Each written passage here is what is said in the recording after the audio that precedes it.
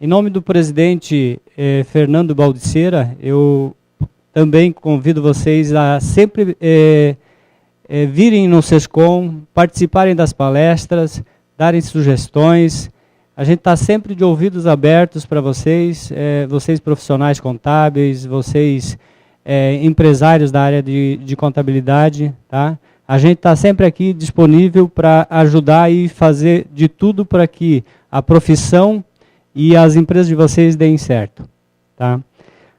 Antes da gente começar nosso debate de hoje, dois informezinhos rápidos. Eu acho que vocês viram no início. Nós temos duas comemorações que se faz durante o ano.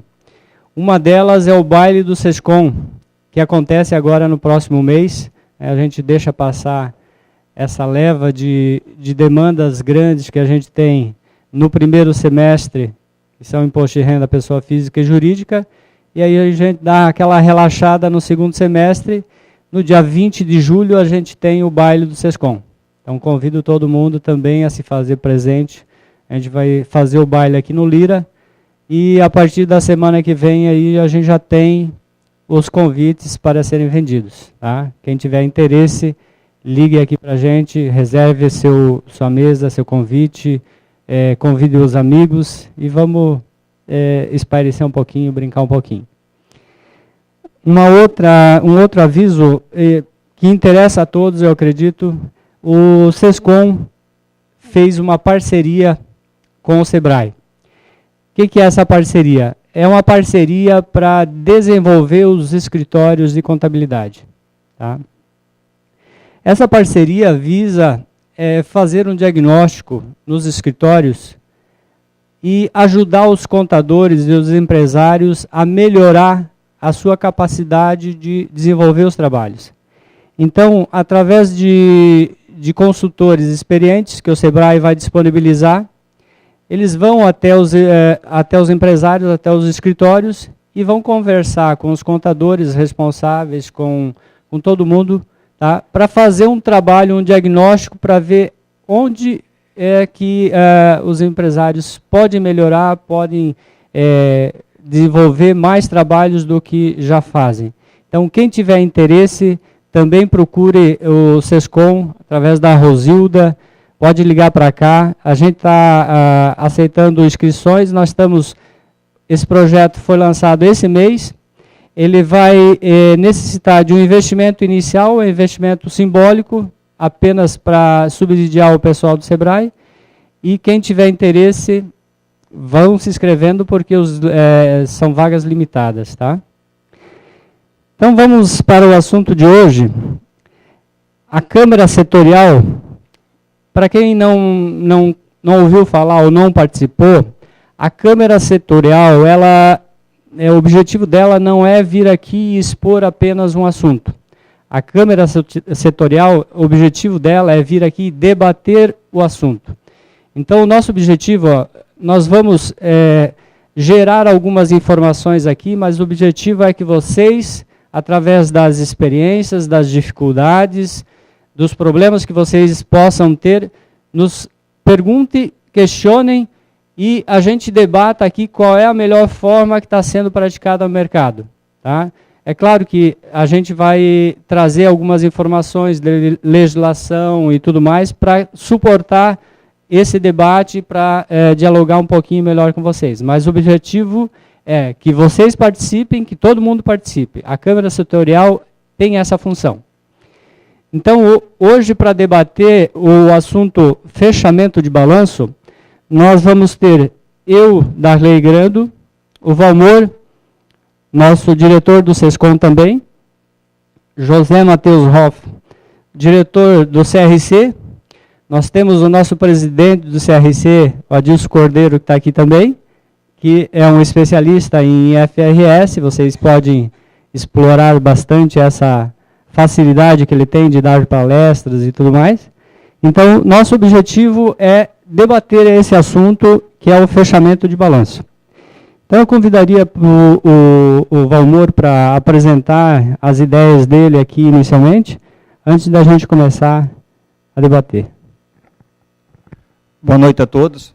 Na verdade, o Darley já falou o que nós pretendemos com essa Câmara, que, a exemplo de outras que nós já fizemos, é uma troca de ideias e informações, e até para verificar os procedimentos que o colega está fazendo no seu escritório em relação a, por exemplo, o meu ou ao do próprio Darley e tal.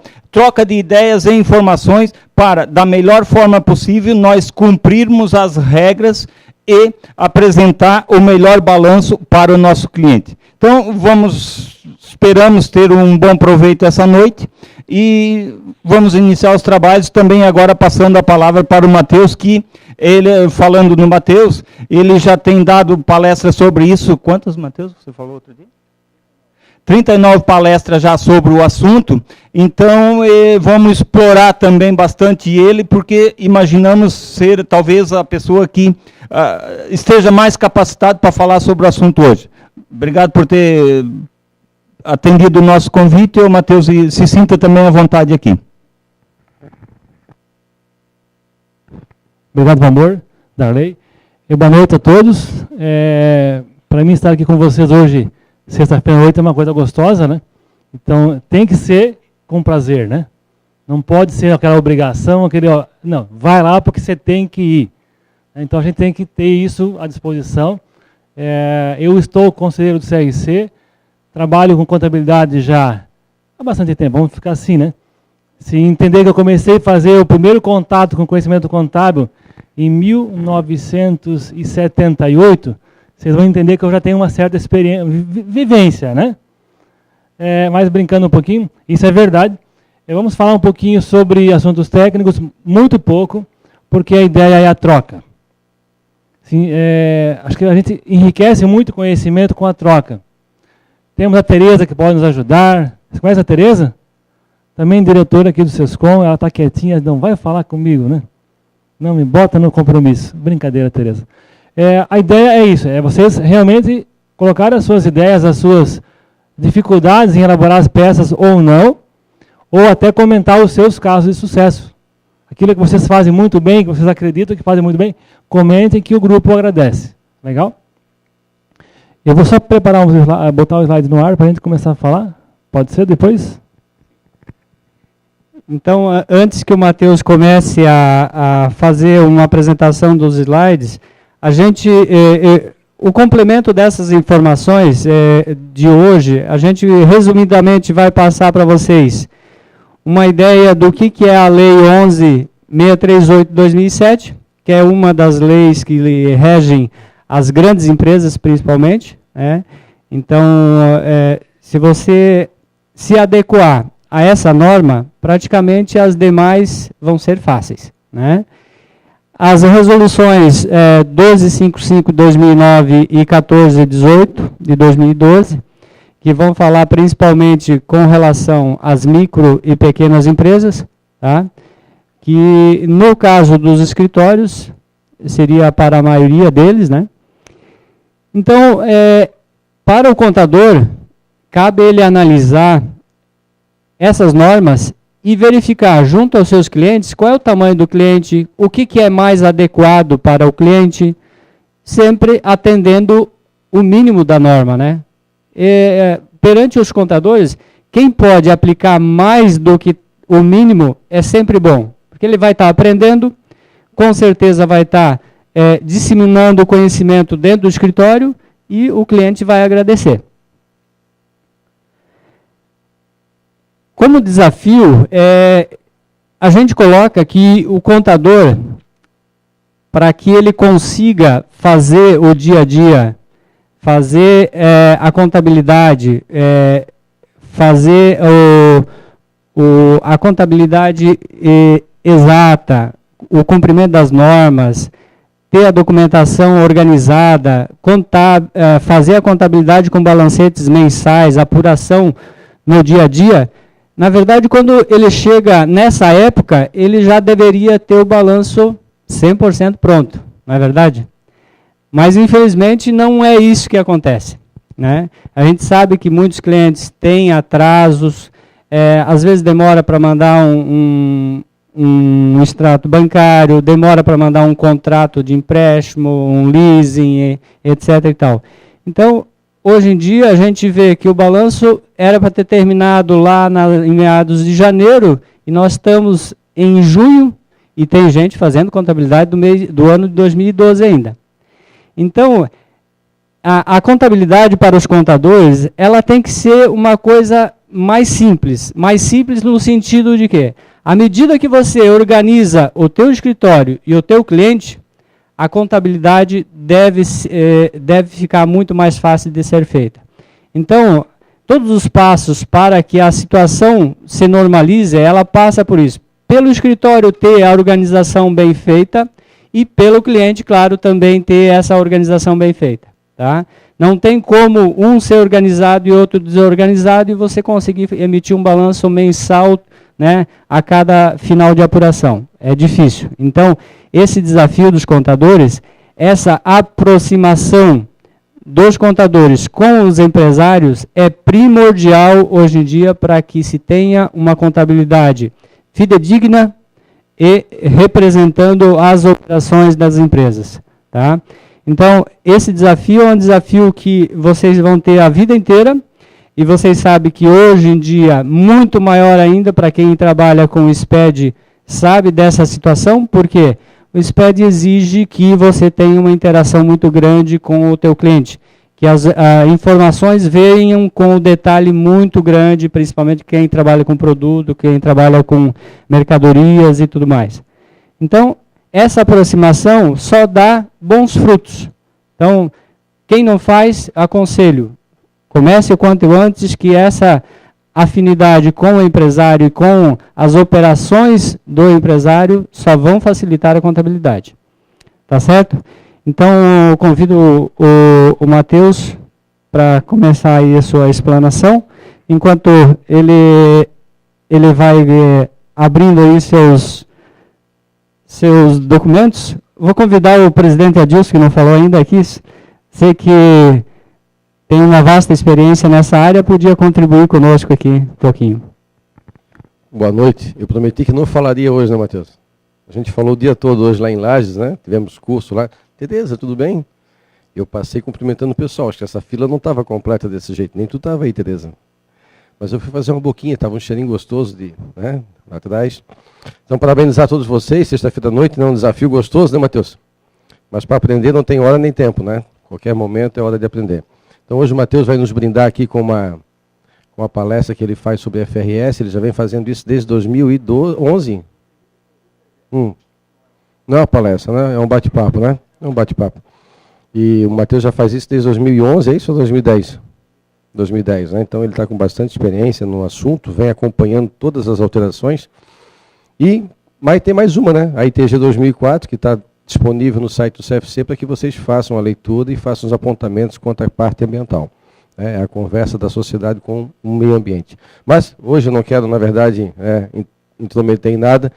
Até posso estar à disposição no final, né, Matheus? Alguma pergunta, mas vou deixar o Matheus fluir, porque ele é o grande especialista na área, tá bom?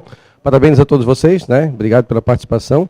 E, Matheus, aquele depois do laudo, né? A gente já fez um comercial teu lá em Lages hoje, o pessoal também quer te buscar lá para o laudo.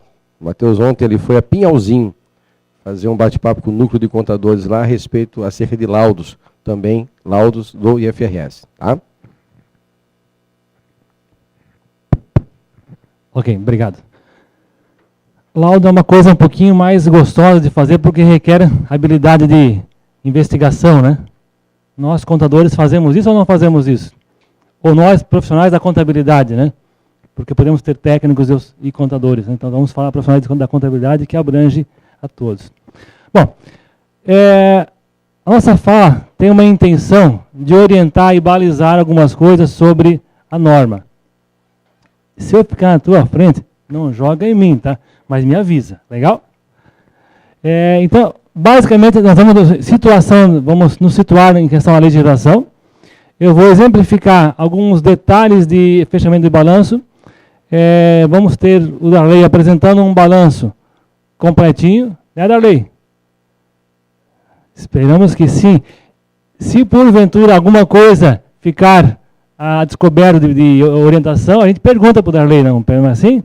Ou para o Matheus, ou para o Adilson. Ou para o Valmor, não pode ficar de fora também. Legal? Vamos em frente. Então aqui, só para a gente ter uma fotografia, já foi falado um pouquinho sobre a legislação. Então, lá em 2007, a Lei 11.638 traz modificações na Lei das SA, na velha 6.404. Vocês lembram dela? Leram ela já várias vezes? Eu me lembro, de quando que é? 76, né? 2 anos depois eu comecei a estudar contabilidade. Os professores estavam muito nervosos naquela época, porque mudava muita coisa. O que mudou agora com relação à Lei 11.638 para nós? Também muita coisa, né? Então requer um tempo de aprendizado. Em 2009, o Conselho Federal, através da Resolução 2255, aprova a norma para as pequenas e médias empresas, que traz novidades, traz uma compactação do que é a Lei 11.638. E em 2012, a Resolução 1418-2012, que é a tão falada ITG 1000, que simplifica as peças contábeis para as empresas de pequeno porte, com faturamento até 360 mil reais. Tá? Eu falei bobagem agora, né? E vocês aceitaram? Não pode. Aqui é uma reunião. Até 3.600.000, né? Independente do regime tributário. Eu vou testar de novo umas vezes, tá? Falar umas bobagens, vocês vão aceitar, eu vou achar que vocês estão... Brincadeira. Vamos lá? Então, a Lei 11 ela entrou em vigor em 2008. A aplicação dela é para empresas com faturamento acima de 300 milhões. Alguém tem cliente com esse faturamento? Levante a mão, por favor. Alguém tem cliente com faturamento anual acima desse valor? Então, alguém vai aplicar esta lei por força legal? Não. Mas pode fazer por livre vontade? Pode. Agora, cuidado. Se fizer, faça bem feito, né? Porque se você não é obrigado e adota, tem que fazer tudo o que precisa. Legal? Por que tem que fazer tudo o que precisa? Porque quando você vai montar o seu balanço, na nota explicativa você vai afirmar qual lei está seguindo. A 11.638, a 12.55 ou a 14.18. A 12.255, então, foi criada para as empresas com faturamento até 300.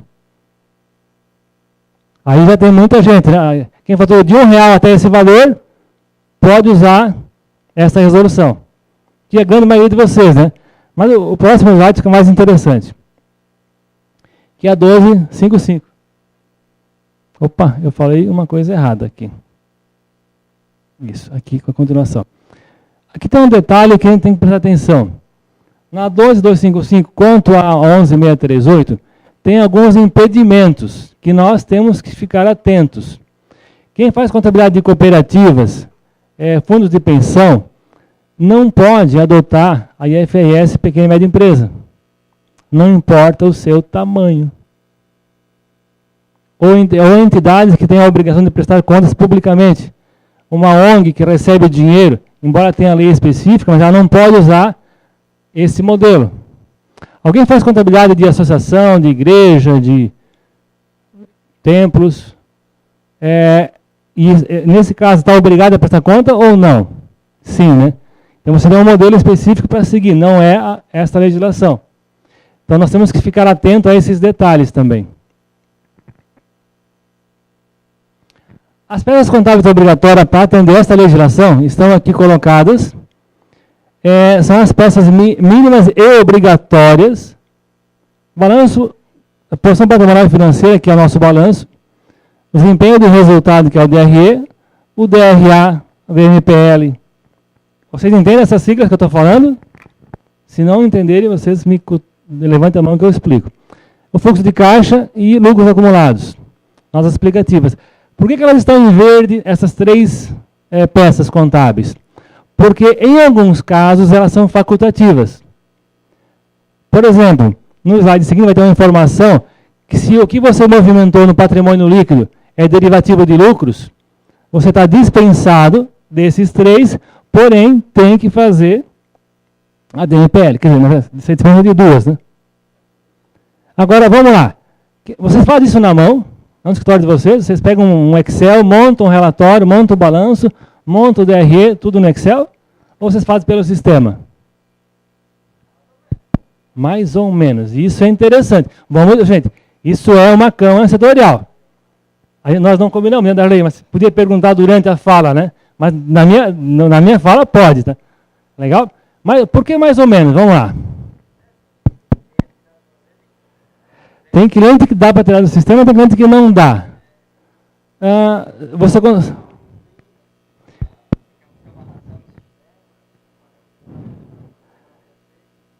Ok. Fazendo a mão do que usar do sistema. Bom, vocês ouviram a pergunta, o questionamento que ele fez? Tem situações que o cliente tem informações que você não tem acesso tão rápido quanto usar lá, e você não tem acesso à informação lá. É mais fácil você construir no Excel do que pegar do próprio sistema, é isso, né? Bom, isso acontece não só com ele, eu acredito, né? Então, se você faz no Excel, tem que dar mais trabalho. Se o software que você utiliza já faz esses relatórios, gente, é só gerar o relatório. Qual é o trabalho de pedir 1, pedir 2 ou 3? Agora, o trabalho é parametrizar a primeira vez, né? Concorda? Você está aqui na minha frente, seu nome é? Viviane, você trabalha em história contábil, pelo que eu estou vendo, né? Eu já vi até o nome. Tá, área contábil? Sim, né? Emitir um relatório ou 2, dá muito trabalho a mais, clicar no botãozinho, gera 1, gera 2. Então, se o software faz, por que não fazer? Certo? Mesmo que eu não esteja obrigada, qual é a diferença de você listar 3 ou 4 relatórios? O valor que tem a informação. Ora, nós temos clientes que olham o nosso balanço, concordam? Nós explicamos para eles, ou deveríamos explicar, para que eles tenham uma leitura daquela informação. Vocês fazem isso no dia a dia? Vocês pegam todos os clientes, vocês explicam o balanço, ou o balancete mensal, para que ele faça uma leitura correta daquela informação? Bom, para quem não faz, fica o convite para começar a fazer. Tá? Porque se tem alguém fazendo, é porque isso é legal. As pessoas, os clientes gostam de ter a sua informação sendo explicada. Eu acredito, porque eu sou cliente do meu contador. Se ele é interno ou não, eu não faço a minha contabilidade. Eu não assino por ela, eu tenho alguém para fazer da minha empresa. Eu entendo que para mim é mais saudável ter alguém me vigiando contabilmente do que eu fazer sozinho e ser responsável. É uma opção que eu fiz. Matheus, até para contribuir um pouquinho nesse papo cabeça aqui de gerar automaticamente as informações pelo sistema. Eu tenho algumas experiências, às vezes, frustrantes. Desastrosas. Em situações que você parametrizou o sistema, fez uma primeira vez e acha que aquilo se mantém o resto da vida. 250 anos. E aí esse ano rodou, beleza, foi lá, fechou a DFC, fechou o DMPL, né? O que está na contabilidade, tudo certinho. No ano seguinte vai lá e roda. Não, pode imprimir, pode botar no livro diário, não tem problema nenhum. Aí esquece de analisar as informações que foram geradas, apenas como uma obrigação a mais para cumprir tabela, acaba gerando uma informação que não vai servir de nada. Pelo contrário, vai gerar um problemão. Porque uma inconsistência, um problema até para fiscalização, além do cliente, né? Então é importante que essa atualização seja obedecida anualmente. A gente sabe que os sistemas de hoje em dia, eles vão lá, você parametriza a conta e tal. Mas o balanço é uma coisa bastante dinâmica, muitas vezes. Você lá cria contas novas, grupos novos, e se você não levar isso representativamente para as demonstrações, acaba gerando complicações. Então, é importante que, por isso que tem que se ter tempo para fazer essas análises. E esse tempo ele tem que começar lá em março, abril, senão chega agora, todo mundo faz as pressas e faz mal feito. Então é uma discussão que tem que ser feita dentro dos escritórios e eu diria também uma orientação geral. Cabe muito a quem já é experiente e já conhece como é que são as operações. Hoje em dia tem muito escritório trocando de funcionários. Então, nada impede de quem está entrando não saber o que é essa obrigação, como é que é feito, como é que é gerado os livros, né? Qual é o padrão do escritório. Aí chega-se muitas vezes numa época dessas e começa a simplesmente gerar relatório para cumprir tabela e... Isso não se deve fazer. Gerar relatório para cumprir tabela. Concordo? Você vai em casa para almoçar para gerar saciamento da sua fome? Vai, né? Mas você se prepara, alguém prepara o almoço. Preparar o almoço é preparar a informação. Eu não posso ter um balanço sem ter preparado a informação, sem ter checado se aquilo está correto. Concordam comigo? Quer dizer, vocês geram lá 10 balanços, folha 1 assina, 2 assina, ninguém olha. Vocês não fazem isso, né? Isso pelo menos não é recomendável, certo? Eu costumo dizer, mensalmente, pega o balancete, critica o balancete, adotem uma postura mais proativa de fazer isso. Eu diria, sempre dá para fazer? Eu acho que não. Tem situações que você, às vezes, a informação não vem o suficiente para que você consiga analisar um balancete mensal. Eu entendo isso e sei que isso existe. Ou vocês não têm nenhum cliente que não manda o extrato, nota fiscal de entrada não veio todas, e você sabe que tem mais alguma, por alguma razão. Ou isso não acontece aqui, só lá em São José que tem essas coisas. Será que também tem em Florianópolis? Alguém de São José daqui? Oh, temos alguns. Eu moro em Florianópolis, tenho empresa em São José, então eu brinco um pouquinho em São José porque é mais fácil. Eu pego no pé do presidente de vez em quando. Aqui em São José tem muita coisa que faz diferente de Florianópolis. É só para contextualizar, é só brincadeira. Ontem eu falei assim em Piauzinho, ele fala, mas eu conheço o presidente, ele fala lá tudo certinho. Dizia, o presidente está falando bastante. Brincadeira, Adilson. Então vamos lá. O que foi falado aqui, muito importante, é checar a informação sempre. Nunca confie que um ano é igual ao outro, você vai dando enter, enter, enter, e o relatório sai certinho. Ele sai certinho se você alimentou corretamente, não mexendo na estrutura do plano de contas, aí sai certinho. Não é assim que funciona? Alguém tem algo diferente para fazer nisso, em relação a isso? Tem que fazer e conferir, né? Legal? Eu não fiz uma coisa, não controlei meu tempo. Vamos botar aqui o menininho, que aí eu sei o tempo que eu estou gastando.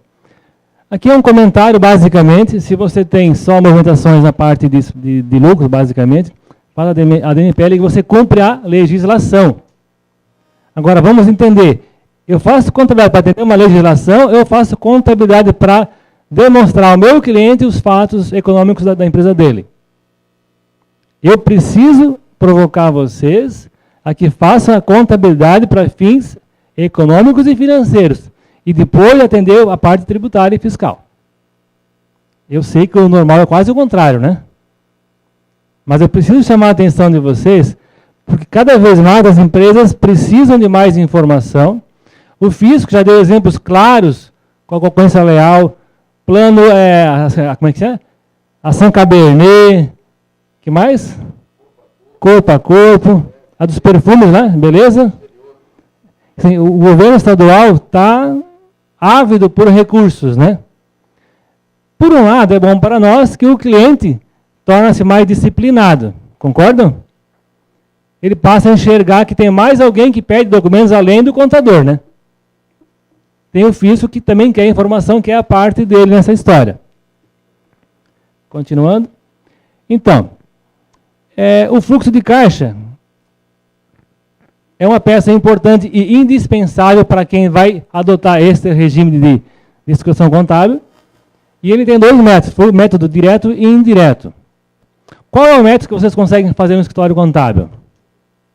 Darley não pode falar, Darley. Brincadeira, Darley, pode falar assim.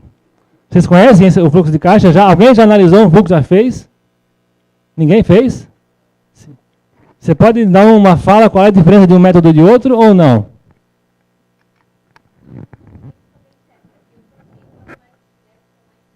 Correto.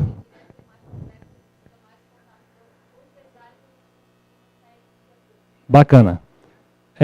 Foi possível entender e ouvir a fala dela? Seu nome é? Claudiane. Então, existe um método que o escritório tem acesso ao balancete e a partir disso consegue montar esse relatório. Que a maioria dos softwares tem isso como parametrizar e você já faz automaticamente. O outro método, você tem que analisar a movimentação, lançamento a lançamento, e entender esse fluxo de caixa. Esse fluxo, quem consegue fazer é quem tem acesso ao ERP da empresa. Nesses casos, geralmente, a conta é feita na empresa, não no escritório. E aí você consegue gerar essa informação com precisão. Não se aventure a fazer aquilo que vocês têm de muita dificuldade quando tem opção. Legal? Darley? Uma contribuição que eu faço e que, como experiência no meu escritório também acontece, é que é o seguinte, se a gente for aprender isso nas cadeiras acadêmicas lá da universidade, a gente sabe que não vai aprender, não vai trazer essa experiência de lá, não dá. Então, infelizmente, a gente vai aprender a fazer quando chega no escritório e começa efetivamente, na prática, fazer isso. E muitas coisas a gente vai ter que relembrar, daí a parte conceitual de como é que se faz um fluxo de caixa, né, como é que se faz uma nota explicativa. Então, é importante buscar novamente orientação, né, e usar uma padronização dentro do escritório, porque senão, se deixar por cada cabeça de contador, cada um segue uma regra e não se tem um padrão. E eu costumo dizer que quando cada um traz o melhor de si, a hora que junta tudo, sai uma coisa muito boa. Então, se vocês puderem fazer em seus escritórios isso, o que um sabe que pode contribuir, o que o outro sabe que pode contribuir, no final das contas, vai sair um trabalho bem feito, tá? E todo mundo sai ganhando. Então, a gente não tem que ter medo que o colega é um concorrente. A gente tem que ser parceiro. Não só a questão de funcionários dentro dos escritórios, mas também a questão de escritórios com escritórios. Por que não trocar experiências? Porque é isso que a gente está fazendo aqui, senão cada um vai se calar, vai só ouvir o que tem de bom e dizer, olha, não vou dizer nenhum podre porque eu vou me expor e não vou dar nenhuma dica também porque se eu sei, eu vou segurar para mim. A gente sabe que conhecimento não se faz assim, não se transmite assim. A gente tem que trocar, tem que mudar essa ideia de guardar para nós aquilo que a gente sabe. A gente tem que disseminar conhecimento. Assim, também complementando, a experiência que eu passei no escritório em relação à demonstração de fluxo de caixa e também a DMPL. A questão de configuração que estávamos falando antes. Há um tempo atrás, quando o CFC, e através aqui também do CRC, houve uma audiência pública para tratar justamente do que saiu e acabou sendo a ITG1000, lá existia uma das sugestões, seria de que nas demonstrações de fluxo de caixa, o CFC estava aconselhando ao método direto. Aí tal, o que eu pensei? Vou tentar instituir no meu escritório a configuração para o método direto. Eu não consegui. Então, o que aconteceu? Consegui mais facilmente com o meu sistema, eu parametrizei para o método indireto. Está funcionando bastante bem. A questão da DMPL, eu também tentei configurar. Cheguei agora, quando comecei a gerar os balanços, uma empresa dava certo, outra não dava. Moral da história, o que eu fiz? Abandonei a do sistema e, como eu sou obrigado a colocar e redigir as notas explicativas de todas as empresas, lá um dos itens, dentro das notas explicativas, eu criei um quadro e lá dentro estou inserindo a DMPL de todas as empresas. Então, foi uma forma que eu encontrei para resolver uma situação que eu, no tempo passado, não tinha conseguido parametrizar, e aí a contabilidade já estava feita, tal, não teria que não voltar. Então, assim, são experiências que eu estou colocando que, para mim, resolveu. Né? Muito bom, boas contribuições. Alguém quer falar alguma coisa sobre isso? Vocês estão muito comportados hoje, né? Vocês não querem ir para casa cedo hoje, né? Bom, acho que tivemos uma contribuição bacana aqui. Entenderam a fala do Valmor, quanto a diferença de um método para outro? Acho que é gritante a diferença de um relatório para outro. Bom, Então, chegamos basicamente, na grande maioria das nossas inscritas, que são empresas com faturamento até 3.600.000, que é a tal ITG 1000, ou a resolução 1418. Sempre que nós vamos nos referenciar a alguma coisa da lei, nós temos que citar ou a lei ou a resolução, tá? Porque é o correto. Agora, se você falar ITG 1000, tem a mesma reflexão? Tem. Mas a expressão correta é falar resolução 1418. Então, para 2013, a ITG apresenta um modelo contábil simplificado, visando empresas de pequeno porte, né? Essa é uma leitura simples. E o que nós temos que fazer no dia a dia para atender essa legislação? Eu acredito que vocês já fazem quase tudo. A dúvida está nos fechamentos, né? Porque vocês fazem a tal posição patrimonial e financeira, que é o balanço. Fazem ou não fazem? Quem não sabe fazer? Se responder agora, nós temos que fazer uma aulinha daí, né? Mas pode. Nós estamos entre colegas, o desempenho do resultado do DRE e notas explicativas. Nós temos basicamente 3 itens para serem atendidos. A nota explicativa tem um certo desdobramento, certo? Agora, o balanço, ele tem que ser comparativo. Eu vou comparar 2012 com 2013, 11 com 12, ou 12 com 11, né? Legal? Agora, vamos lá. Né? Valmor, nós já combinamos, já perguntamos entre si algumas coisas, mas vamos falar com vocês. Quantos já fazem o balanço comparativo 2011, 2012? Quantos já fizeram? 1, 2, 3, 4. Está ficando bonito. Olha, já está ficando uma prática, então. Oi? Pois não.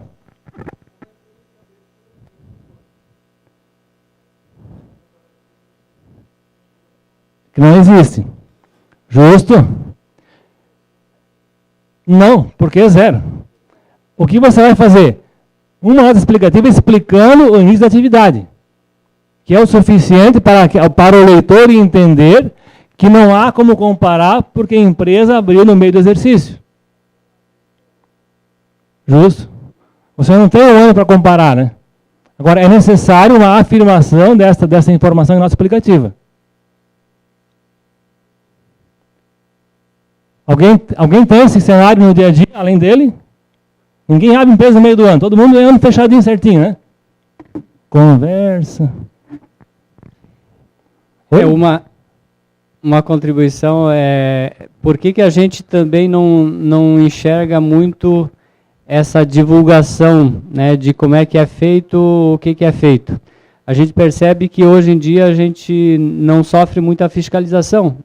A Receita Federal não vem conferir se você está cumprindo uma norma ou outra. Então, hoje, praticamente, a gente tem como ente fiscalizador o CRC, que busca aí, essa orientação aos contadores e aos escritórios, no sentido de obedecer às normas, né? Procura orientar quem não está cumprindo, e aí o Matheus tem uma experiência, eu acho que legal aí para contribuir com todo mundo. Mas, independente disso, aquilo que eu falei antes, a gente não pode esperar que vai fazer porque alguém vem fiscalizar ou porque a norma diz. Muitas coisas são importantes serem feitas para que se gere uma informação em que essa informação seja utilizada por ele próprio, pelo contador e principalmente pelo empresário. Certo, Matheus? Legal. Mais à frente eu vou ter um slide, vamos provocar um pouquinho isso. Mas pegando o gancho da lei. A lei é clara, né? Para muitas situações. Eu diria para todas. Concorda comigo? Matheus, deixa eu dar uma parte. Ali, quando você, na tela, no slide anterior, você colocou ali, ó, para 2013 a ITG 1000. Na verdade, assim, 2012. A ITG 1000, ela já está valendo, ou a resolução disse que ela entrava em vigor em 1º de janeiro de 2012. Então, em 31 de dezembro de 2012, os balanços que estão sendo fechados já têm que ser nessa configuração. E aquela questão do comparativo ano a ano passa a ser obrigatório, como todas as outras exigências. Todas as outras exigências da própria norma. É que só baixar um pouquinho, está muito alto o som. Por que isso? Aqui foi uma falha minha, tá? Me desculpem, eu era para ter colocado 2012, o Valmor me mandou um e-mail dizendo e eu acabei, nos compromissos, não mudando o slide. Eu tenho que voltar a 2012 e ter essa informação a partir de lá. Essa resolução, ela veio simplificar a anterior, certo? Por essa razão, ela foi publicada ao final de 2012, podendo retroagir a janeiro, porque ela é um benefício. Sempre que a lei traz um benefício e ela dá a condição de usar, podemos usar, correto? A lei não pode prejudicar, não criar um fato novo para criar um cenário de compromisso adicional. Como é para beneficiar, podemos. Na sequência, nós vamos falar de nota explicativa. Agora, temos que entender muito claro, o balanço, todo o balanço fim do 2012, é necessário que seja comparativo. Ok? Isso é legislação. Nós vamos falar de legislação, né? Quantos de vocês não dirigem ou não pilotam nada? Quer dizer, veículos, automotores, aéreos. Todo mundo dirige aqui, moto ou carro? Vocês conhecem a lei de trânsito? Vocês seguem rigorosamente as leis de trânsito? Na medida do possível. E existem consequências? Vocês conhecem algumas consequências? Aqui a lei não é diferente, né? Ela traz algumas coisas como consequências. Eu faço uma analogia para provocar assim, um sorriso no rosto, uma preocupação. Aquela foto não ficou bonita, né? A placa, eu não gostei daquela placa que veio a foto em casa. Alguém já recebeu isso? O correio manda para casa uma foto da sua placa. E uma tarja preta no vidro, né? Eu já recebi uma também. 58 por hora. Numa placa de 50, tá? Eu estava errado. Certo? Fui apenado porque estava errado, agindo de forma inadequada. Gostando ou não, pagar a multa sempre é uma coisa ruim, né? Porque é um dinheiro que vai e você não usa para nada, né? Legal? Essa para a gente contextualizar e brincar um pouquinho, que a lei é para todos. E será fiscalizada assim. Qual é o momento certo?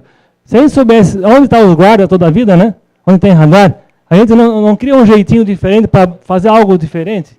Na contabilidade não dá para fazer as coisas, porque é uma informação pública.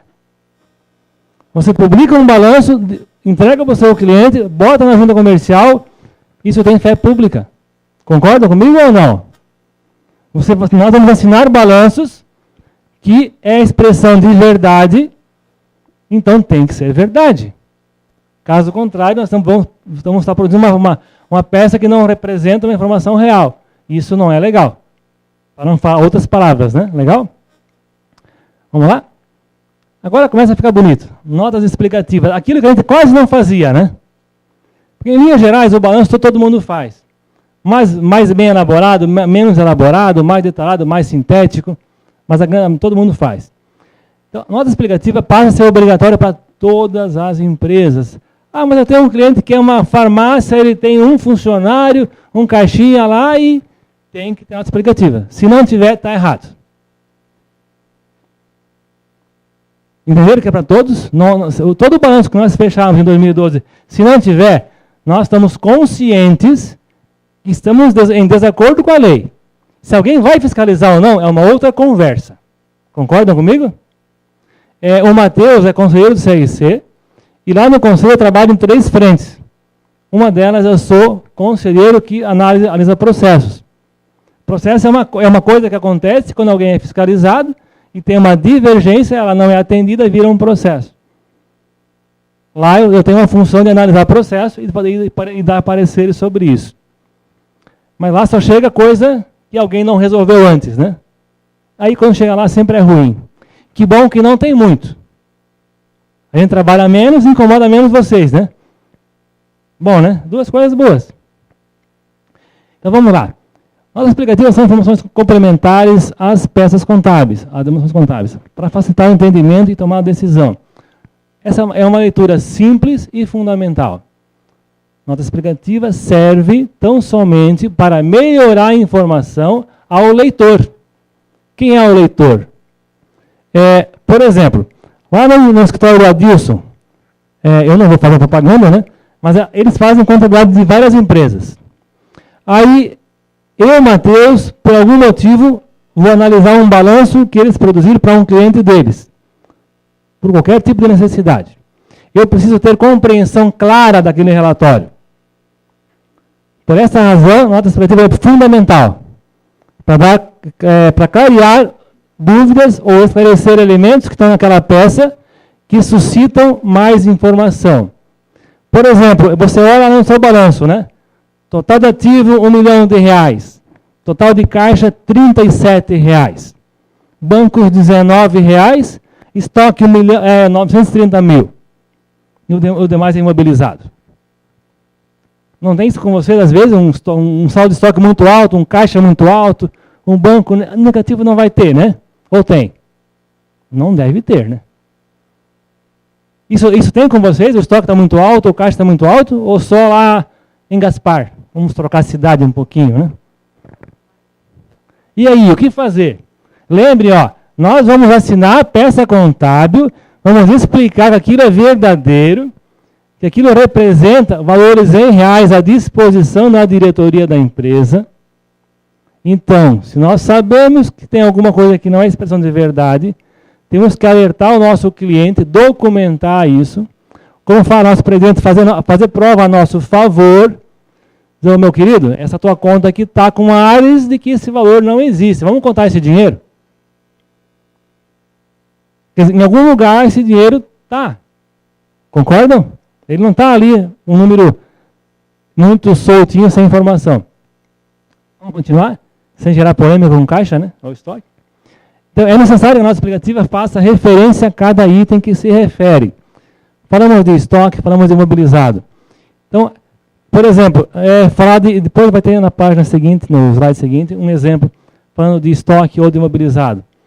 Então, você vai falar, o imobilizado representa a posição real da empresa em tal situação.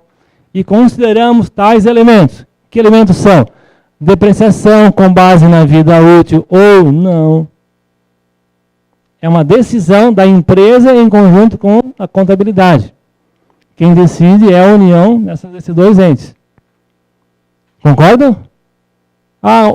Eu não tenho inventário de imobilizado. Eu vou falar isso? Não vai falar assim, né? Você vai falar que o saldo representa a posição patrimonial naquela data. Concorda? O que isso melhora a informação para o Valmor que não conhece a tua empresa? Opa, a nossa explicativa estava dizendo o seguinte, que o meu imobilizado representa a posição real da minha empresa e eu estou considerando uma depreciação com base em tais princípios. Ele não tem uma leitura melhorada da informação? É isso que a norma internacional traz para nós. Nós temos que melhorar a informação para padronizar com o mundo todo. Porque o nosso leitor, hoje somos nós, amanhã pode ser um outro contador, um empresário de outro estado, de outro país. E a padronização tem esse objetivo. Na sequência, as informações sobre base de aplicação das peças contábeis e ainda sobre a prática de políticas utilizadas. O que é prática? A gente falou de depreciação, não falamos? É uma prática. Qual o critério que eu uso? Vida útil? Agora, eu consigo ter controle fidedigno do meu inventário de imobilizado? Eu consigo dizer lá no nosso balanço que eu tenho um controle real, que a minha cadeira que está lá no nosso escritório tem uma vida útil de 12 anos e não de 10? Aí começou uma dor de cabeça, né? Agora, você precisa falar aquilo que está feito. Por exemplo, o meu imobilizado. Eu tenho lá o valor de aquisição menos depreciação, correto? A grande maioria faz isso, não é verdade? Como resolver isso no balanço segundo a ITG 1000? Tenho duas opções. Trazer o valor justo, fazer um inventário de imobilizado e valorar a valor de mercado, ou a valor justo, e reconhecer isso no nosso balanço, ou deixar a valor histórico menos depreciação.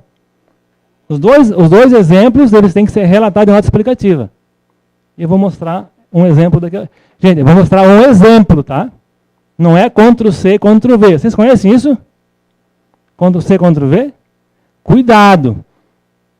Exemplos são sempre exemplos, tá? Vamos nos esforçar de enriquecer os exemplos, melhorar. Oi? Adarley. Bom, aqui tem um pedaço da ITG-1000 que fala sobre nota explicativa. São os principais pontos que são indispensáveis para o balanço estar corretamente realizado, feito. O item A. Declaração explícita de não reservada de conformidade com esta lei, com essa interpretação. Nós temos que afirmar que o balanço está sendo feito de acordo com a norma tal. Entenderam isso? É uma autoafirmação e ela é obrigatória. O item B. Descrição resumida das operações da entidade e suas principais atividades. Alguém quer dar um exemplo de um cliente? Qual um ramo de atividade? Vamos mudar de pessoa. Você pode ser você? Um cliente só fala atividade, não fala o nome da empresa. Clínica. Médica? Então, no item B, você vai ter que dizer que é uma clínica médica com tais e tais especialidades, basicamente. Certo? Simples. Para que o leitor entenda o que é essa empresa. Se você não fizer isso, eu não conheço, pode ser uma clínica chamada João da Silva e Companhia, não pode? Pode. Agora, eu tenho um outro escritório contábil chamado João Rodrigues Limitada, certo? De que forma que, se eu não tenho informação, eu vou saber que é uma clínica, um escritório contábil, olhando só a peça? A gente não vai saber. Por essa razão é indispensável quando nós descrevemos a atividade. O item C. Referência às principais práticas contábeis. O que são práticas contábeis? São formas de se fazer as coisas. O meu estoque, como é que ele é feito? Ele representa o custo de aquisição menos crédito de impostos ou não? Concordo? Imobilizado. Se eu tenho empréstimos, contratos que eu tenho de longo prazo. O item D. As políticas contábeis significativas. Por exemplo, a empresa fez um projeto pelo BRDE para construir um novo galpão e vai ter uma carência de 2 anos para pagar em mais 50. Exagerei no prazo? 50 anos? Matheus, aqui para complementar nessa letra C, tua aí, eu penso que aí deva ser colocado também na nota qual das resoluções, por exemplo, você está usando. Se você optou para usar a TG-1000, é uma situação. Se você está... Ele leu o slide primeiro, tá? Se ele... Não é isso. E se ele optou por aquela... que não a das micro e pequenas empresas, que é a resolução 1418, ele também vai referenciar aí, dizendo qual delas ele está usando para aquela contabilidade, ou daquela entidade. Na sequência vem isso bem colocadinho num slide. Que a fala do Valmor vai se encaixar no slide seguinte. E o item a E, descrição resumida da contingência, se tiver, né? Então, essa é a fala do Valmor. Quer dizer, é uma afirmação que eu estou seguindo a lei A, B ou C. É isso, Valmor? Essa é a primeira nossa explicativa, obrigatória. Aqui, em tese, até um certo lugar, até aqui, vocês podem usar como modelo e preencher o resto. Concordam comigo? Então tem quase uma colinha. Mas, por favor, complementem. Não deixem assim, que aí vai estar errado, tá? Bacana? É difícil escrever isso? Não. Cuidado, isso é sério. É uma autoafirmação de que você adotou um modelo e seguiu ele. Certo, amor? Então eu tenho que conhecer o modelo para segui-lo. Certo? De baixo para cima, ITG-1000, pequena e média empresa, SA de capital aberto, em tese, e grandes empresas. Então a grande maioria vai trabalhar aqui. Alguns aqui, muito raros aqui. Dos que estão aqui dentro, né? Certo, amor? Da lei? Ficou claro? Então, aqui, é importante falar, esqueci de comentar. Esse material vai ficar disponível para distribuição no site do SESCOM. É isso? Acho que é essa. Vocês podem receber esse material depois. Então, primeira nota explicativa está aqui. Essa é obrigatória e está quase pronta. Certo? Eu não costumo dar tudo prontinho porque isso é ruim, né? Você fica dependente de informação, isso é chato. Nós temos que provocar que a gente faça alguma coisa também. Legal? Mas você pode copiar. Aqui é o contexto operacional. É só preencher, botar conteúdo, mudar. Não vou dar um Ctrl+C para a clínica, né? Tem que mudar aqui, né? Você pega a síntese e muda o conteúdo. Legal? É difícil fazer isso? Dá muito trabalho fazer isso? Se a empresa não mudar, você faz uma vez e vai todo ano só revisando se não mudou nada. Concordam comigo? A empresa era uma clínica, a empresa resolveu mudar de atividade e virou hospital, né? Acontece isso ou não? Pode acontecer. Nesse caso, tem que vir aqui e mudar a nossa explicativa, concordam? Tem que ficar ligado no que mudou no contrato social para que se mostre esse efeito aqui. Alguns exemplos. Aqui, a demonstração contábil inerente aos anos 2012 e 13 e 12 estão apresentadas em reais. Por que falar que está em reais? Nós estamos no Brasil. O nosso leitor nem sempre é brasileiro, concordam? Se eu pensar em normas internacionais, ela sugere sempre que você cite a moeda daquela peça contábil. E olhem o seguinte, e refletem a posição financeira na data do fechamento do balanço. Olha como isso é forte. Aí eu vou olhar para o saldo de estoque, saldo de caixa, é a posição financeira que lá, concordam comigo? Aquilo é real. Você está assinando, dizendo, o empresário está assinando com você. Ou você com o empresário, né?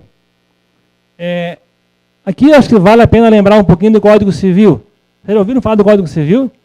Que atribui ao contador uma certa responsabilidade solidária sobre aquilo que fazemos com as informações dos nossos clientes.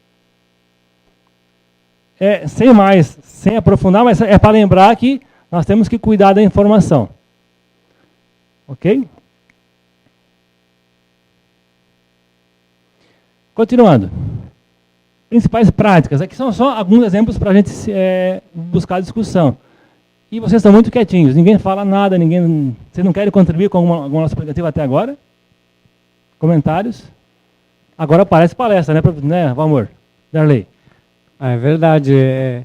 O objetivo é que vocês tragam dúvidas, digam como estão fazendo para confirmar. Olha, eu tenho dúvida, não estou certo de que estou fazendo a coisa, né, mais adequada, se estou atendendo a norma ou não estou. Então, a gente imagina que esse debate é um debate revisional para vocês, em que a gente esteja aqui olhando os pontos de vista dessas normas e apenas esclarecendo para que essas declarações e esses livros que vocês estão concluindo, ou que já concluíram, né, possam estar cada vez mais dentro da norma. Então, não tenham medo, ninguém está aqui que sabe tudo, né? Ninguém sabe tudo. Medo do presidente, o presidente CRC aqui não morde, não. E ele não corre nem muito, né? Legal? Eu estou chegando no final dos meus slides, porque isso aqui é um bate-papo. Nós precisamos conversar sobre o que vocês têm de dúvida, ou dificuldade, ou de entendimento. Esse é o principal objetivo, não é mostrar a lei. Claro que a gente precisa fundamentar para materializar o que nós vamos falar, certo? E essa é a ideia dos slides. É ser apoio à nossa conversa. Embora os exemplos, eles são bem... eu me preocupei em fazer bons exemplos. Esses são exemplos que foram feitos por 3 pessoas. Assim, um professor, um aluno de graduação e a minha pessoa. Um aluno que eu dei uma palestra em 2010. Ele me mandou pelo menos 28 e-mails já, com dúvidas. Ou seja, ele estava interessado em aprender, né? E é de São Bento do Sul, aluno. Eu nem sei quem é.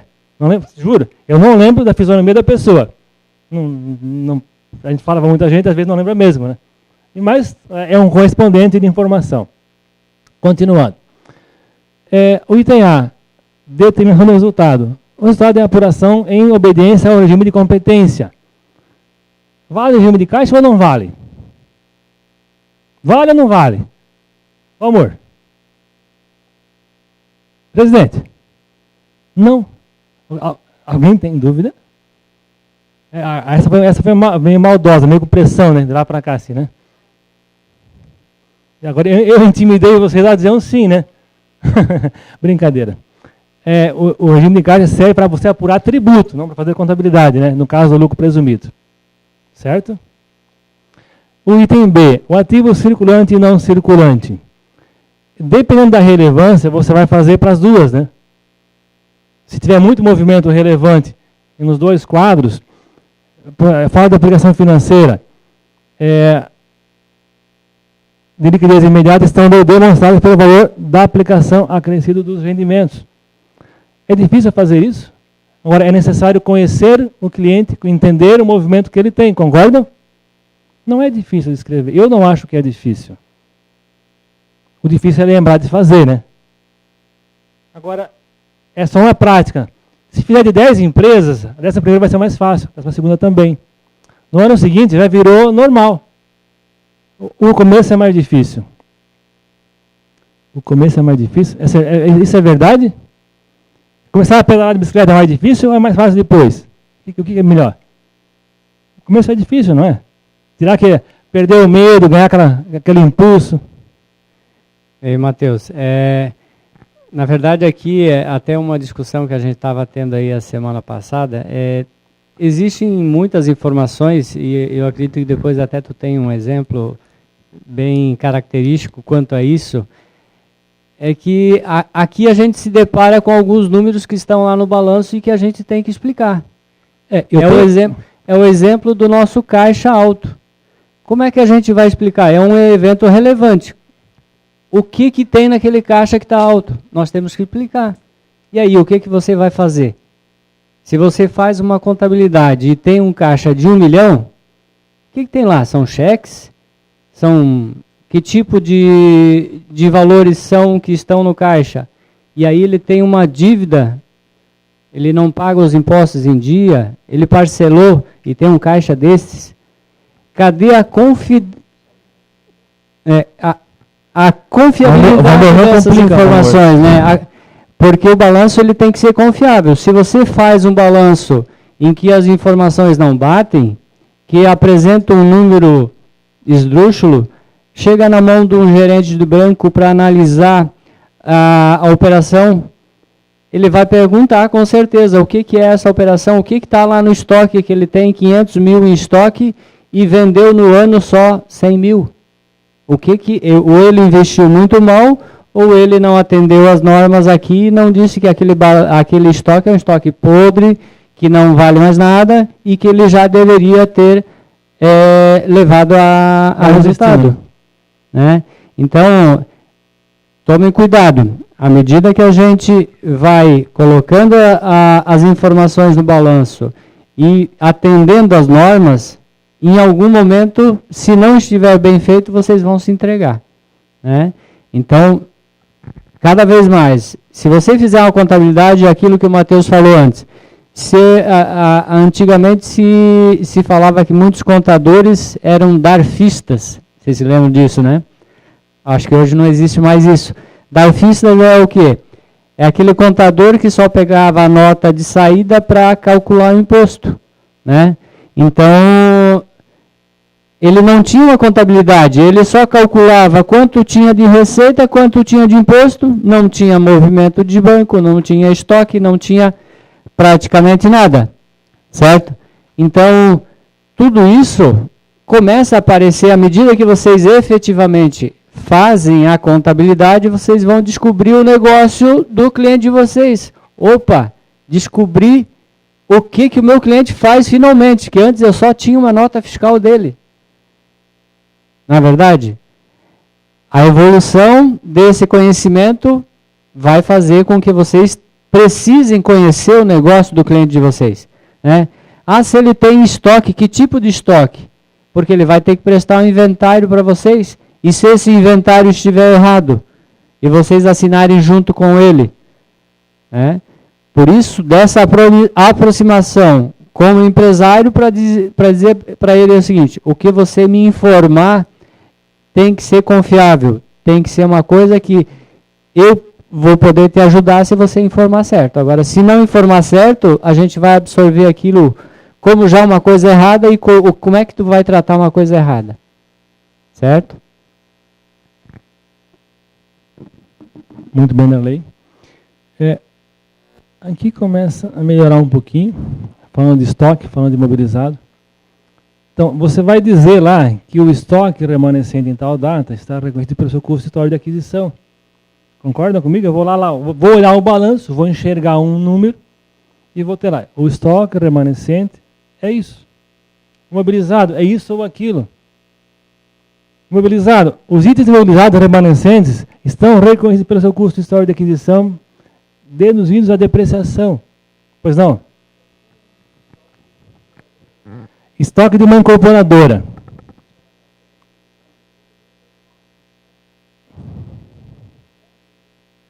Você vai dar a informação para que o leitor consiga entender que aquele número representa X apartamentos, X lotes, X construções. Compra de materiais. Mas no teu planejamento de construção, tem o objetivo, construir X mil metros quadrados de área habitada ou construção. Ou X unidades habitacionais, né? Isso. Então, essa informação ela é relevante em nota explicativa. O estoque representa o valor correspondente à produção de 37 unidades habitacionais do edifício X. Um complemento, até eu atuo bastante nessa área e é comum, né?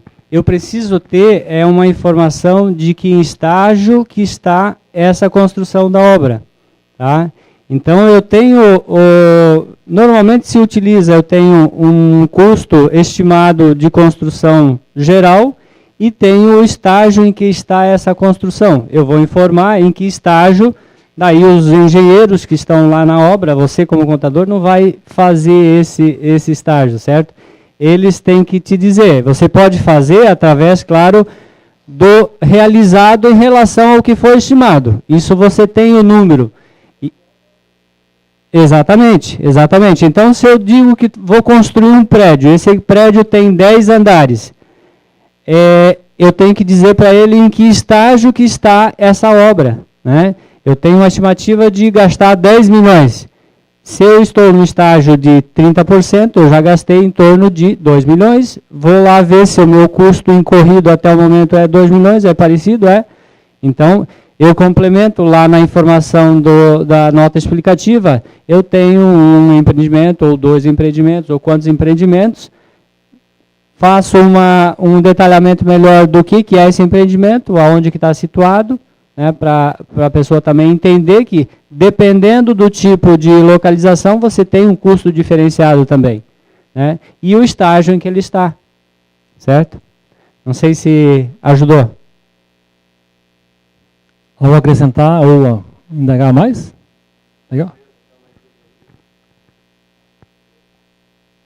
Você saberia dizer se essa empresa está em TG1000 ou na 12255? Qual a lei que você seguiria para fazer o balanço dela? Qual o faturamento dela anual? Tá, ela vai faturar, né? Estimativa de 15 milhões. Então... Automaticamente, se você já tem um indicativo disso, ela não poderá usar ITG1000.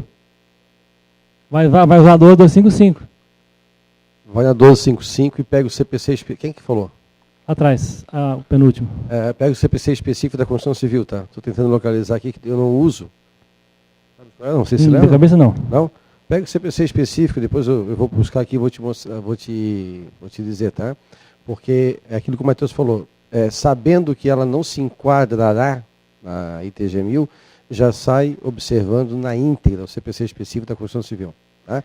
Questão de reconhecimento, valor justo, ativo, aquilo que o Darlan falou, nota explicativa desde já, Darley, desde já falando, né, com relação a estágio da obra, comprometimento, um orçamento. Tá? Eu ia falar depois, mas já falo já. Nota explicativa, não tenho medo de usar nota explicativa. Nota explicativa é a conversa da tua entidade para terceiros, para a sociedade. Tá? Não tenho medo. Tem nota explicativa que a gente pega por aí que fala e não fala nada, já viram? É uma enrolação danada. Né? Eu até escrevi um artigo para vocês no início do ano a respeito disso. Então, não tenho medo de conversar. Tá? E aquilo que for assim, ó, reserva de mercado, uma estratégia da tua empresa, não precisa botar nota explicativa. Isso não é obrigatório. Tá bom? Aquilo é segredo do teu negócio, né? Você não vai expor o teu segredo, de repente, né? Bacana? A leitura, acho que eu não preciso fazer linha, palavra por palavra, porque basicamente você vai informar como é que está o teu imobilizado. Se você fez a adequação a valor presente, a valor justo, qual o critério que você utilizou para a vida útil. Se nós entrarmos muito nesse aspecto, a gente vai gastar mais umas 2 horas e hoje não é muito para falar de laudo, né, Darley? E aí vai mais umas 2 horas, com certeza. Então, Darley, agora a gente teria que mostrar um pouquinho dos balanços. Acho que vamos fazer uma pequena inversão rapidinha, se tu me permite. Eu vou pegar mais um slide aqui para falar quem está de olho. Antes você falou um pouquinho sobre quem fiscaliza, quem nos enxerga enquanto profissionais de contabilidade elaborando balanços. O CRC, o mercado interno, acionista, fornecedores, governo, bancos. Os bancos já estão ávidos por informação mais merecedora de crédito. Então, os bancos começam a ser mais exigentes porque querem emprestar dinheiro com garantia real que vão receber. E o balanço é uma peça que comprova a real posição financeira do nosso cliente, concordam? Então, os bancos exigem mesmo, quem vai buscar empréstimo do BNDES, BRDE, vão pedir o balanço de acordo com a lei, não tenho dúvida nenhuma. Quem participa de licitações, aqui em Florianópolis tem muita licitação, né? Alguém tem cliente que participa de licitação? Tem, né? Eles pedem ou não pedem o balanço de acordo com a lei? Experimenta não fazer. Desclassifica o teu cliente. E se ele perder a licitação ou não participar, ele poderá ter um aborrecimento com você depois, não pode? A gente teve um caso em Lages de um contador que ficou muito chateado que o cliente, que ele foi impedido de participar de uma licitação, ele trocou de contador depois disso. Ele estava indignado porque o órgão público exigiu o balanço de acordo com a norma. Ora, ele é apenas um ente que faz a fiscalização exigindo o que a lei manda fazer. Concordam? Então, muita atenção para essas coisas. Então, tem muita gente de olho na gente. O conselho é um ente só. E o conselho tem a sua função de fiscalizar e registrar e educação continuada. Então, uma tarefa do conselho é fiscalizar o cumprimento das normas. Não é punir. O conselho não está lá para punir, sim para fazer que seja cumprida o que a lei determina. Legal? Da lei, agora sim. Eu tenho alguns exemplos que não são bons. Vamos primeiro ver a parte boa do Darley, que ele tem uma peça contábil bem elaborada, bonita. Não, na verdade... Já que tu vai entrar na peça, posso só dar uma... Anotei aqui uns pontos importantes, se me permite. Matheus, por favor. Eu vou falar, sabe porque eu acordei 5h15 da manhã. Tá? Eu disse que ia falar no final, então se eu não falar agora, eu vou dormir. Desculpa, não por você, tá? Mas pelo cansaço de ter ido a viajar e voltado. Já comentasse sobre as demonstrações contábeis, é a parte da licitação, importante.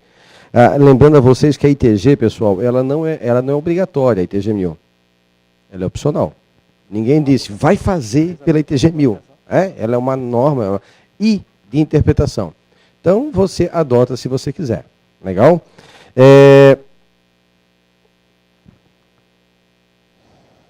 E nenhuma ITG também, ela te obriga a ficar naquele estágio.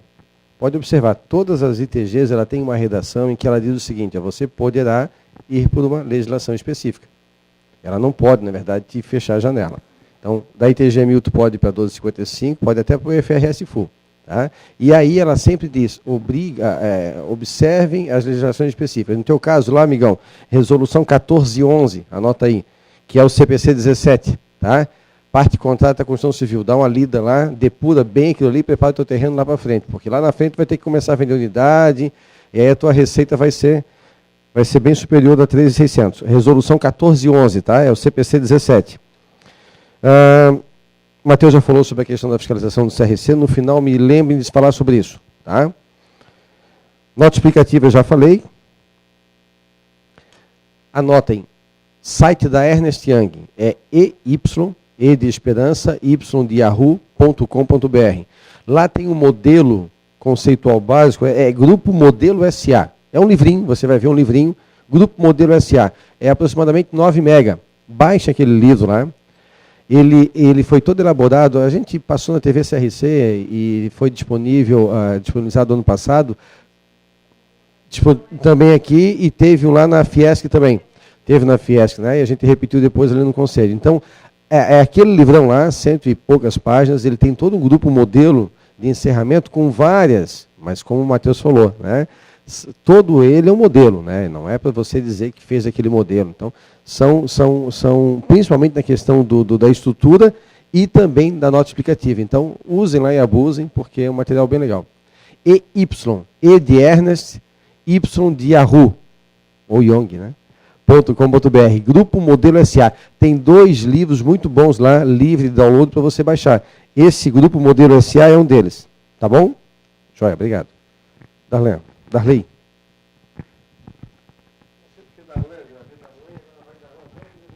Mas tem um Darlan por aí também?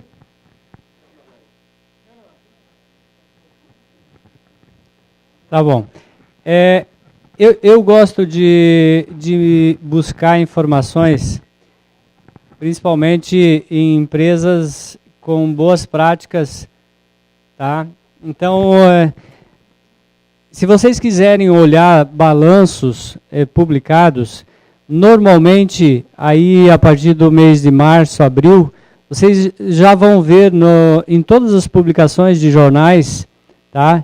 E mesmo nos sites das empresas, vocês vão encontrar os balanços publicados das empresas. Então, acho que é uma experiência fantástica, principalmente para quem está começando, é ir lá e tirar a curiosidade de como é que é a dificuldade de montar um balanço de uma grande empresa. E ver o que eles estão fazendo. E tirar dali as melhores práticas. Tá? Então, eu sempre tento buscar informações, principalmente agora que a gente tem tido aí essas normas, essas alterações. Então, por que não ir buscar experiências já vividas, né? Não precisa se criar tudo. A partir do momento que tem alguém que já faz e faz bem feito, não é copiar, é entender como é que é feito e desenvolver o seu modelo. Entendeu? Então, aqui eu fui buscar um exemplo da Tractebel. Então, aquilo que a gente conversou antes, o modelo de demonstrativo de resultados, ele tem que ser comparativo. Então, aqui a gente percebe o comparativo sempre do ano 2011 com o 2012. Então, esse modelo facilita para quem está olhando o balanço, ver qual é a evolução das contas de um ano para o outro. Ela vai entender melhor aonde que a empresa teve mais operações, aonde que ela botou o dinheiro.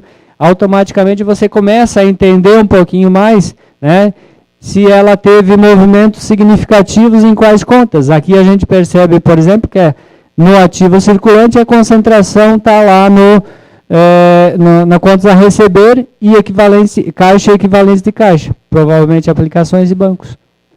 Tá certo? Então, você vê a evolução de um ano para o outro. Se eu pegar o consolidado, eu vejo que ela cresceu de um ano para o outro no caixa equivalente de caixa quase 300 milhões. É importante, não é? Aí a gente vai olhar. Tá? Então, um detalhe importante que, se vocês puderem, é interessante. Vocês estão vendo aquela linha de um númerozinho aqui no meio? Está escrito aqui, nota? Essa linha aí, ela diz qual é esse item aqui, o item, por exemplo, o item 4, está na nota explicativa 4. Se vocês forem lá na nota explicativa 4, ele vai fazer a abertura do que compõe aquele caixa e equivalente de caixa. Então, para quem puder, é claro que hoje os sistemas eles não têm essa flexibilidade, porque esse balanço ele não foi montado provavelmente num sistema diretamente. Esse, com certeza, quase que foi montado num Excel e ele foi lá e montou isso. Mas, para quem tem uma empresa que precisa de um demonstrativo melhor, mais bem montado, eu aconselho que levem esse demonstrativo para o Excel e montem adequadamente melhor. Tá? Porque a gente sabe que a gente tem uma dificuldade e uma limitância quando você fala em emitir os demonstrativos pelo sistema. Então, utilizem as ferramentas que mais sejam adequadas para você e para gerar informação melhor. Tá? Então, aqui são experiências legais que vocês podem levar para o seu dia a dia, se for possível, né? Buscar aqui nas notas explicativas, você vai saber exatamente de qual conta. Quer saber o que é o caixa, vai lá na nota 4, vai estar lá descrito o que é caixa e equivalente de caixa. Tá certo? Então eu vou passar mais rapidamente aqui esses demonstrativos, não vou comentar e nem analisar o balanço, que não é o objetivo, é mais para vocês terem uma ideia de apresentação, né? Mais uma vez a continuidade do passivo aqui. Depois a gente vê o demonstrativo de resultados, também já sendo apresentado de forma comparativa. Tá? Você vai perceber aonde que ele evoluiu em termos de contas, de grupos, né, receitas.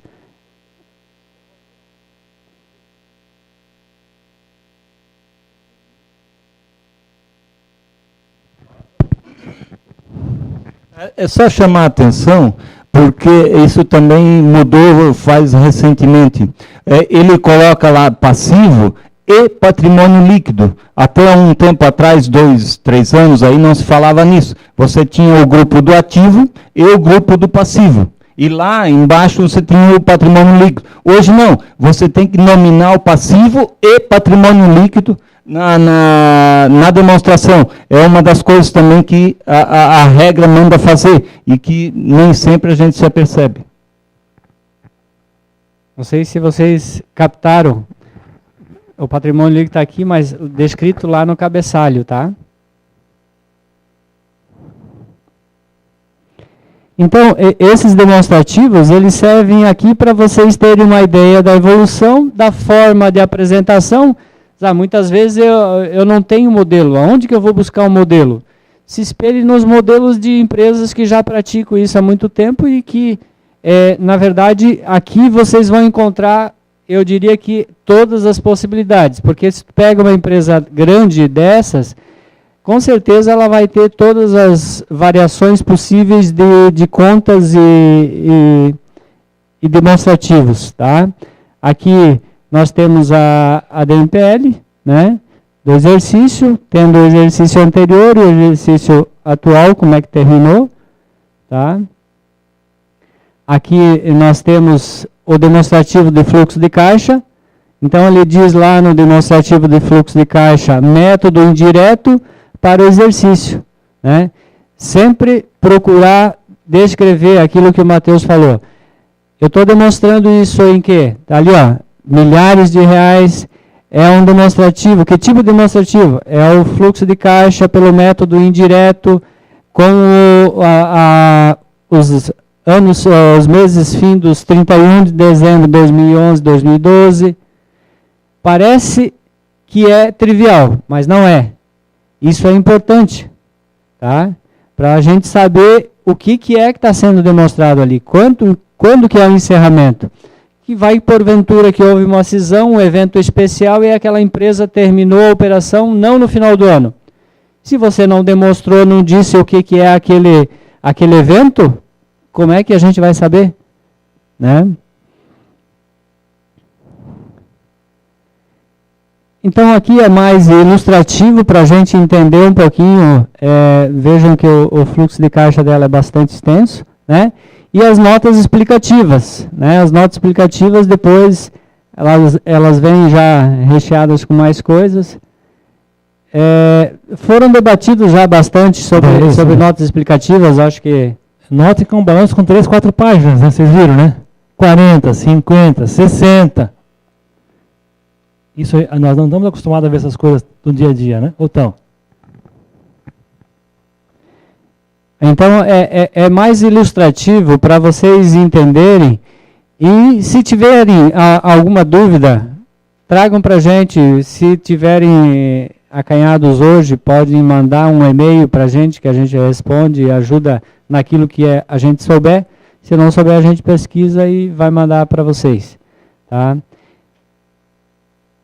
Matheus, quer complementar? Quero sim. Esse modelo é bonito, né? Vocês querem ver um modelo diferente? Esse é bonito, o outro é diferente. Vamos ver se vocês conseguem enxergar alguma coisa similar. Tá? Pode ser?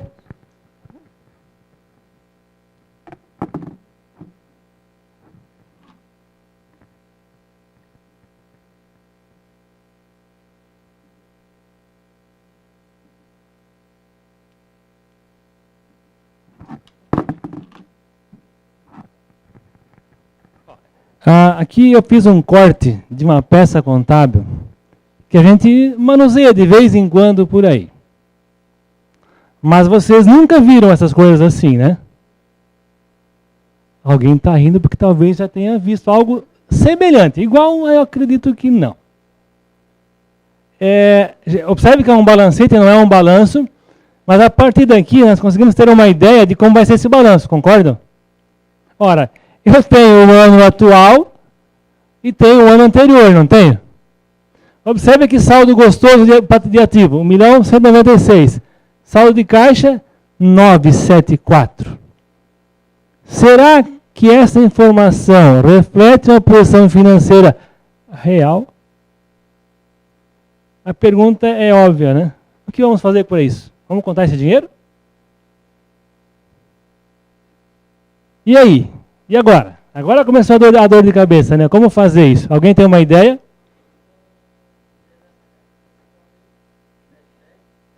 Tem que pegar essa conta, destrinchar ela e fazer ela demonstrar a realidade da informação.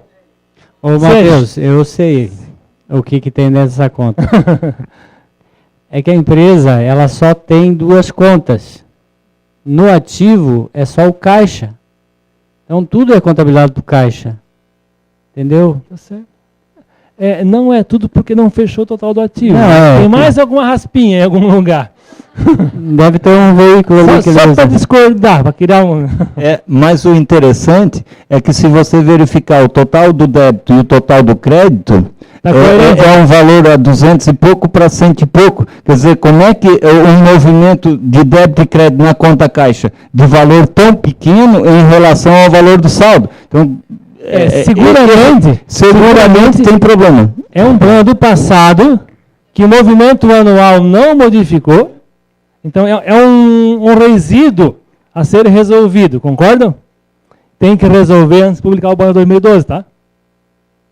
Concordam comigo que tem que resolver? Aí doeu, né? Vai dar serviço.